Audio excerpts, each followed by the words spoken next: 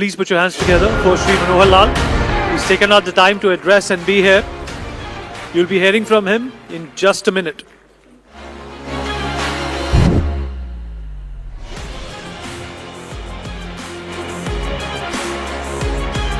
May I please invite the Honourable Minister on stage to say a few words.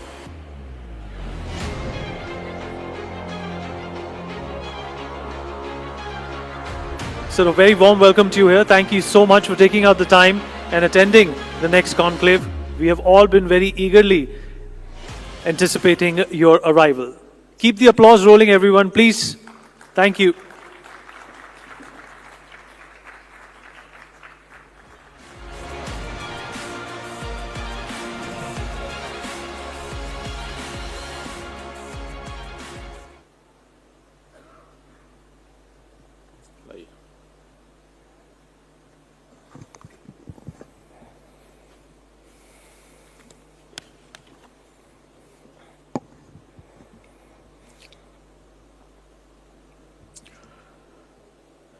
Distinguished ladies and gentleman, आप सब साथियों का आज के इस कार्यक्रम में बहुत बहुत अभिनंदन।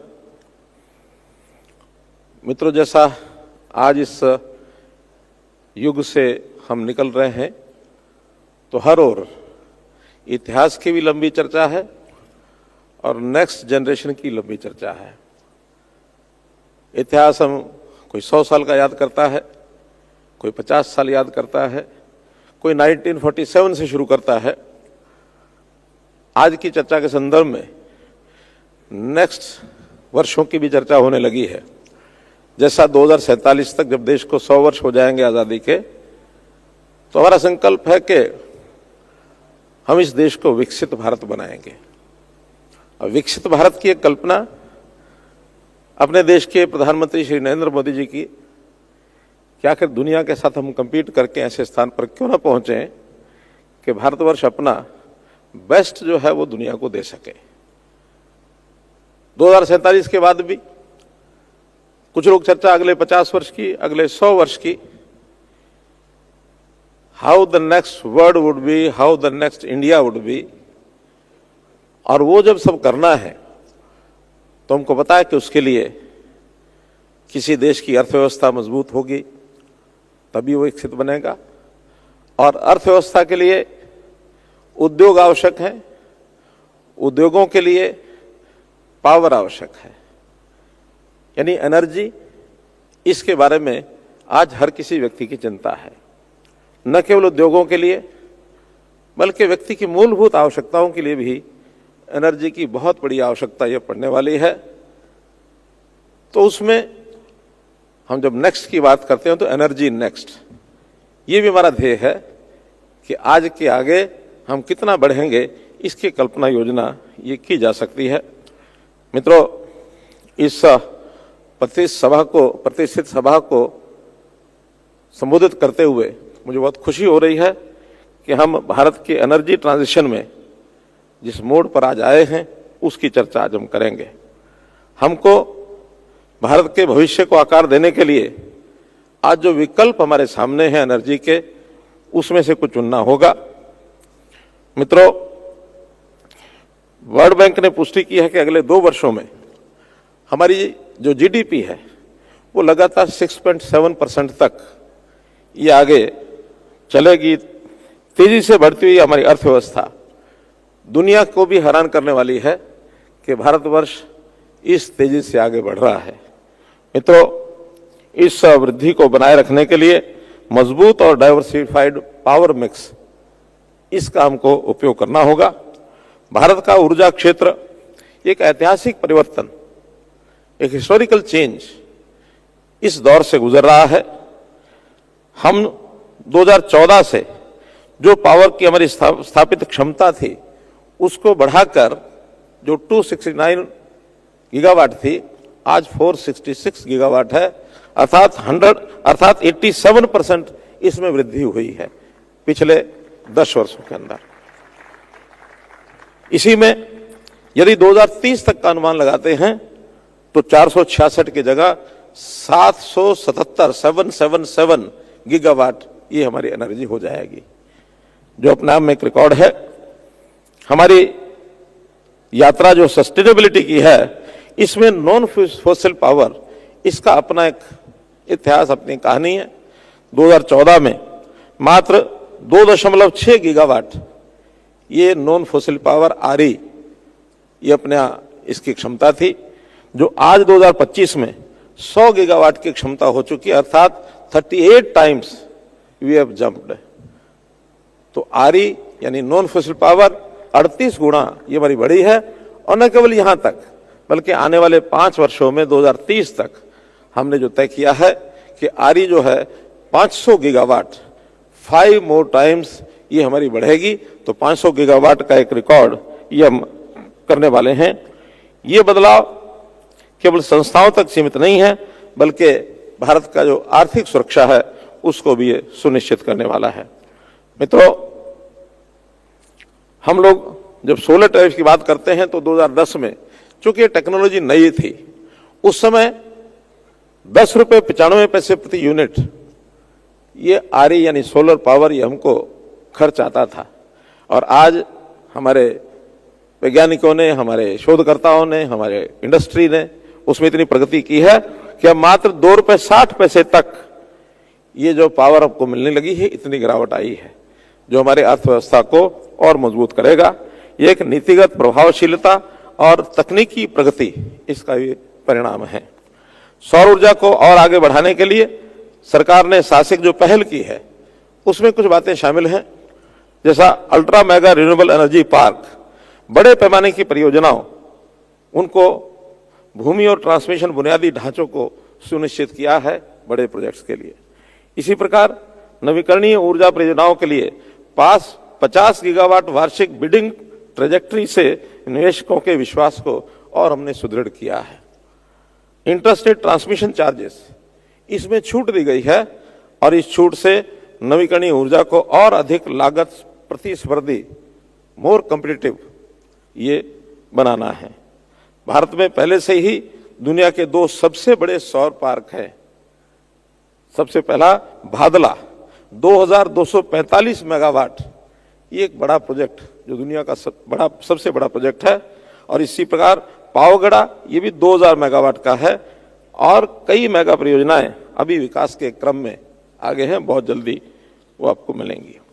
बजट की घोषणाएं, माननीय प्रधानमंत्री जी की यूनाइटेड स्टेट्स ऑफ अमेरिका की यात्रा, इसके बाद प्रत्येक व्यक्ति अब परमाणु ऊर्जा की भी बात करने लगा है, न्यूक्लियर पावर।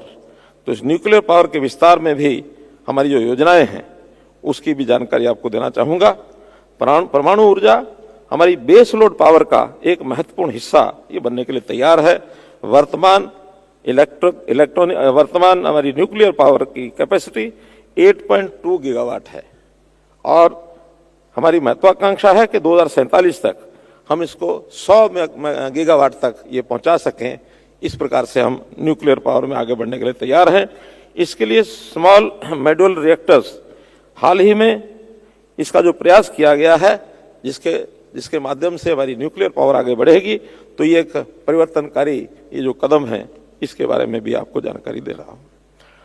उनके स्केलेबल डिजाइन और कॉस्ट इफेक्टिवनेस और फ्लेक्सिबिलिटी, उन्हें ग्रिड और ऑफ ग्रिड प्रयोगों दोनों के लिए हमें SMRs के लिए ये हम आदर्श मानते हैं। सरकार ने SMRs में अनुसंधान और विकास के लिए इस बार बजट में 20,000 करोड़ रुपया ये आवंटित किया है। 2033 तक 5 स्वदेशी SMR इसको चालू करने की योजना है, जो अपने आप में बड़ा कदम है। एक आधुनिक विद्युत क्षेत्र को उत्पादन से आगे बढ़कर विद्युत वितरण को भी सुचारू करना पड़ेगा, डिस्ट्रीब्यूशन ऑफ पावर। ये भी एक बहुत बड़ा चैलेंज है, क्योंकि पावर उपयोग करना, लेकिन देश के कोने कोने में, चाहे उद्योग हो, चाहे उसमें हमारी डोमेस्टिक सप्लाई हो, एग्रीकल्चर सप्लाई हो, तो वितरण जब तक ठीक उसका प्रभावी ढंग नहीं होगा तो भी हम अपने लक्ष्य को प्राप्त नहीं कर पाएंगे। ऐतिहासिक रूप से भारत के डिस्कॉम्स को वित्तीय चुनौतियों का सामना ये करना पड़ा, लेकिन रणनीतिक सुधारों के माध्यम से हम बुनियादी ढांचे, दक्षता और व्यवहार्यता में सुधार कर रहे हैं। RDSS इस प्रयास का नेतृत्व कर रही है। ट्रांसमिशन नुकसान को हम कम करने, चोरी का पता लगाने और बिजली की गुणवत्ता बढ़ाने के लिए AI अर्थात आर्टिफिशियल इंटेलिजेंस, मशीन लर्निंग और स्मार्ट मीटर लाभ उठा रहे हैं। हमारे अपने देश में जो हमारे टीएनडी लॉसेज हैं, एटीएस लॉसेज, इन लॉसेज को हमने कम किया है। एक समय था कि देश के ये लॉसेज 25% के पैरामीटर पर थे, जो आज घट करके 16% हो गए हैं। बहुत प्रदेश ऐसे हैं जिन्होंने इसको 10-11% पर भी लेकर के आए हैं। एक अच्छी वितरण व्यवस्था बिना घाटे के काम करने वाला आगे बढ़ रहा है। स्मार्ट मीटर और इंटरनेट ऑफ थिंग्स की मदद से बिजली की खपत को ट्रैक और ऑप्टिमाइज ये किया जा रहा है। पावरथॉन जैसी पहल डिमांड फोरकास्टिंग, एसेट मैनेजमेंट और रीन्यूएबल एनर्जी इंटीग्रेशन के लिए आर्टिफिशियल इंटेलिजेंस संचालित समाधानों की ओर ये बढ़ावा दे रही है। भविष्य में ऑटोनोमस एनर्जी ट्रेडिंग को आर्टिफिशियल इंटेलिजेंस ये उसको सक्षम करेगा, जहां उत्पादक और उपभोक्ता रियल टाइम में बिजली का व्यापार ये कर सकेंगे। ट्रांसफॉर्मर हेल्थ मॉनिटरिंग ये भी बहुत आवश्यक है। आईओटी आधारित स्विच गियर मैनेजमेंट और ड्रोन आधारित एसेट इंस्पेक्शन हमारे डिस्ट्रीब्यूशन नेटवर्क को और मजबूत करने के लिए सक्रिय रूप से तैनात किए जा रहे हैं। सुपर कंडक्टिंग विद्युत लाइनों का उपयोग करके ट्रांसमिशन लॉस को बचाया जा रहा है।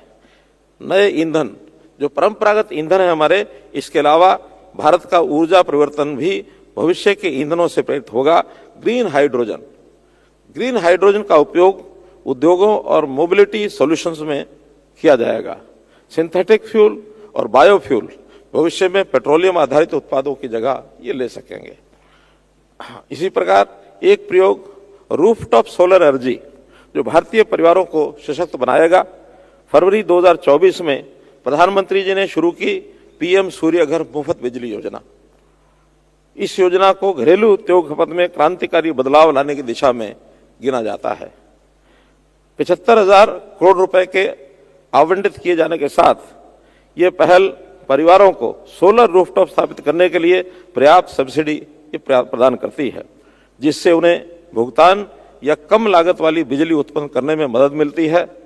पहले से ही 9 लाख से अधिक परिवारों में सोलर रूफटॉप को ये अपनाया है, जिसमें लगभग आधे को नेट मीटरिंग व्यवस्था के तहत शून्य बिजली बिल इसके साथ जोड़ा गया है। इस योजना का उद्देश्य ऊर्जा को अपनाने में और तेजी लाना है और करोड़ों भारतीयों के लिए ऊर्जा स्वतंत्रता को वास्तविकता उनके लिए ये सिद्ध होगी, ऐसा मानना है। इलेक्ट्रिक व्हीकल ईवी क्रांति, जैसे जैसे भारत इलेक्ट्रिकल मोबिलिटी की ओर बढ़ रहा है, बिजली क्षेत्र बढ़ती मांग को पूरा करने के लिए तैयार है। 2031-32 तक इलेक्ट्रिक वाहन ये 63,000 बिलियन यूनिट बिजली की मांग को बढ़ाएगा, जो कि हमारी कैपेसिटी एडिशन के माध्यम से आसानी से उसको हम पूरा कर सकेंगे। सरकार ने इस दिशा में कुछ सक्रिय कदम उठाए हैं, जैसे स्टैंडर्डाइजेशन एंड एक्सेसिबिलिटी सुनिश्चित करने के लिए ईवी चार्जिंग इंफ्रास्ट्रक्चर गाइडलाइंस 2024 ये हमने जारी की है। बढ़ते हुए ईवी इकोसिस्टम का समर्थन करने के लिए 2030 तक 1 लाख चार्जिंग स्टेशंस इसका लक्ष्य हमने रखा है। ये लक्ष्य हम पूरा करेंगे 2030 तक। क्लीन टेक मैन्युफैक्चरिंग को प्रोत्साहित करना तथा ईवी बैटरी को और घटकों के घरेलू उत्पादन को मजबूत करना है। मित्रों, आगे की राह ये हमारी बड़ी महत्वाकांक्षी राह है। भारत इसके लिए तैयार है। हमारी ऊर्जा नीतियां एक आत्मनिर्भर और टिकाऊ भविष्य को आकार दे रही हैं। हम केवल क्षमता का विस्तार नहीं कर रहे, केवल हम कैपेसिटी बढ़ा रहे ऐसा नहीं है, बल्कि हम ऊर्जा का उत्पादन, वितरण और उपयोग कैसे किया जाता है, इसमें भी बहुत बड़ा बदलाव हम कर रहे हैं। उद्योग, शिक्षाविदों और नीति निर्माताओं के बीच निरंतर सहयोग के साथ भारत नवीकरणीय ऊर्जा, परमाणु नवाचार और स्वच्छ तकनीकी के एक वैश्विक नेता के रूप में उभरेगा। आइए हम सब साथ मिलकर भारत के भविष्य को और मजबूत करें, इस क्षेत्र में अपना योगदान दें। आपका बहुत बहुत धन्यवाद, बहुत बहुत आभार।